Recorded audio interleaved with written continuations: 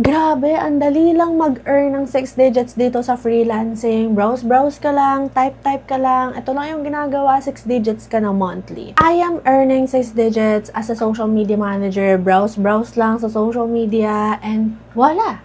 6 digits na monthly. Ayan. So, nadadala kayo sa mga ganyang salita sa TikTok, Instagram, Facebook. Kaya kayo naloloko sa mga courses. That's the reality right now in freelancing. Actually, I'm also one of those people na naloko dito sa freelancing. Na kaya ako na-encourage to become a freelancer, it is because I thought it's very easy to earn 6 digits in freelancing. Is it really possible to earn 6 digits? If possibility is what we are talking about, yes, it's possible, but there's a lot of buts. Before you ask the question, is it really possible to earn 6 digits in freelancing a month? I will ask you this question first. Do you have the skills? Do you have the knowledge? Or do you even have that confidence? Because if you don't have those 3 that I have mentioned, it's impossible for you to earn that 6 digit. But if you have those 3 that I have mentioned, it's possible for you, pero hindi siya madali. Posible siya, pero hindi siya madali. Kaya huwag kayong maniniwala sa mga pinapanood nyo dito na madali lang maka-earn ng 6 digits. Because that's bullshit. Sobrang hirap maka-earn ng 6 digits. And I will bring down to you how many months I earned 6 digits and what are the things that I did just to earn 6 digits as a freelance social media manager. I started social media management May 2023, but for me to be able to achieve that 6 digit, I just don't offer social media management because that requires skills. In May, I just earned this. And June, I earned this. July, I earned this. And August, I earned this. Yes, biniring down ko talaga lahat ng na-earn ko before. And to tell you honestly, I offer logo creation, video editing, content creation, Canva editing, social media management, engagement, and any other skills that I can offer just to achieve these 6 digits. It takes a lot of process. Kailangan may knowledge ka, kailangan may skills ka na may offer para bayaran ka nila. Because if you don't have the knowledge, if you don't have the skills, how you can earn 6 digits? Hindi ko sinasabi na imposible maka-earn ka ng 6 digits. Sinasabi ko, posible siya pero hindi siya madali. And that's the misconception right now in social media na once freelancer ka, ay 6 digits ka na. Ay, freelancer ka, ang dali mo siguro makakuha ng 6 digits. No, let's cut that bullshit. Okay? Kasi sobrang hirap niyan. And other people, it took them 1 year just to get client. Because if you don't have enough knowledge for you to get that client, hindi ka makaka-earn kahit 5 digits lang.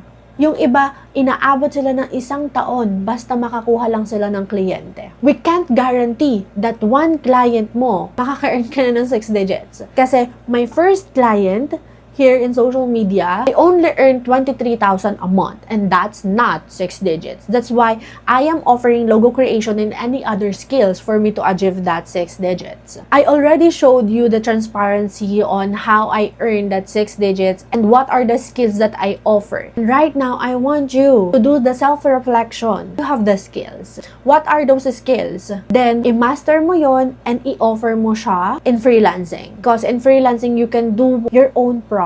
And if you don't know the difference of working under the agency or working in freelancing, I have video here that discuss everything that you need to know before applying to those jobs. That's another thing that I want you to be familiar with. And if you don't know those basic information, 6 digits is really, really impossible for you. Kaya, have that knowledge, have that skills, and offer it, then earn 6 digits. If we are talking about social media manager earning 6 digits a month, you're literally required to learn these skills that I will tell you. You need to learn the community building. You need to know how to engage with people even though you don't know them. You need to know how to communicate with them in language that they are using. You need to know the social media algorithm because on each social media platforms requires different algorithm and you need to familiarize yourself with those algorithms. You need to learn how to create a strategy and how to refine them when needed. You need to know storytelling, and you need to have that storytelling skills to grow your client's social media. You need to know the trends. You need to know how to edit contents in more engaging way. You need to know how to do the content planning. You need to know or navigate different kind of tools as a social media manager. Of course, you need to analyze and monitor analytics. Those are the skills that you need to have as a social media manager for you to earn 6 digits. And I can't guarantee you now, once you have learned those skills, you have the 6 digits already. No, I can't say that. Because even though you have those skills, there are instances that you are still earning 5 digits. You have to have that strategy as a freelancing or discarte for you to be able to earn 6 digits. I also want to tell you, here's the realistic salary in social media management if you don't have that skills. So if you have the basic skill, of course, you will earn the basic salary. Let's say it's $250 a month because most of the clients are offering that salary in social media management even without experience. You just have to apply and apply and apply and apply, because if you won't apply, you won't get a client, and if you don't have a client, you won't get that salary, and if you won't get that salary, you don't have that 6 digits. Our goal on this video is have that 6 digits. And is it really possible? It is possible, but if you take action. And here's another tip for you to get or achieve that 6 digits. Be knowledgeable of what you are offering. So if you are offering social media management, make sure that you know the job description of social media management.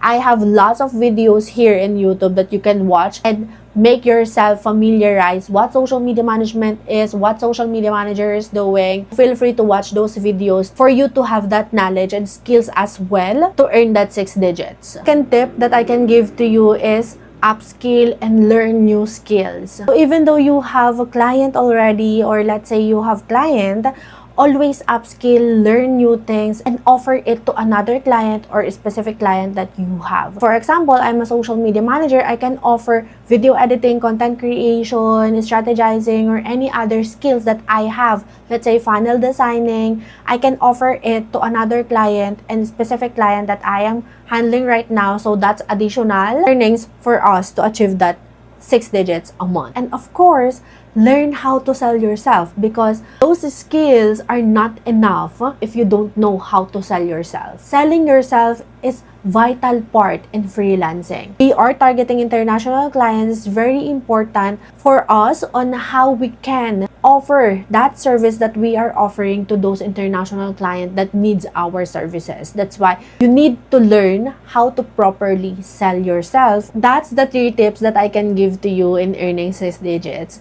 And to tell you honestly, your journey in earning 6 digits will be easy if you don't think that you have the goal in earning 6 digits. Just enjoy the process, love what you're doing, and you will just surprise in one day that, oh, I am earning 6 digits, because that's the reality in freelancing. Just enjoy the process, learn skills, and offer it to the potential clients that you think that needs your services, and just be surprised that you are earning 6 digits. I would also suggest that whenever you are entering in freelancing, don't achieve 6 digits.